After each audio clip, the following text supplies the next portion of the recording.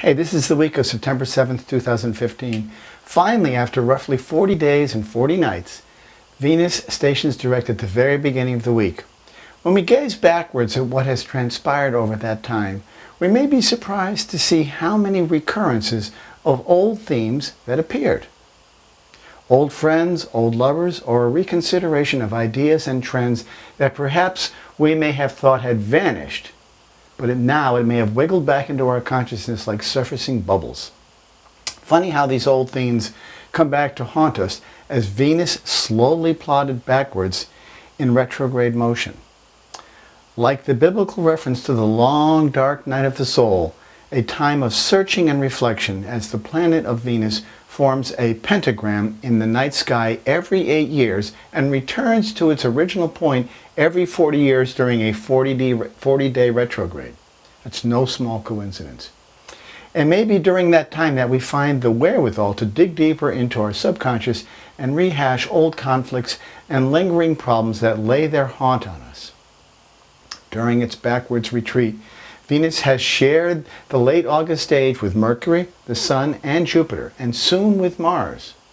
Over the course of this time, we have seen a multitude of unusual reminders of our past choices.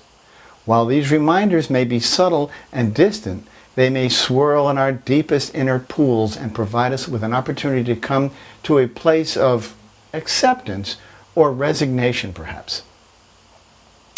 Now, back in the swing of things, Venus will be sharing the stage with Mars and the Moon over the coming week. This emotional time may be fraught with a spark of anticipation, and rightfully so. On September 13th, we will witness a new moon solar eclipse at 20 degrees Virgo. Eclipses spell out a break in a habit, a tradition, and can signal dramatic departures from the norm. Obviously, Virgos will be witness to the eclipse as well as the other earth signs, Taurians and Capricorns.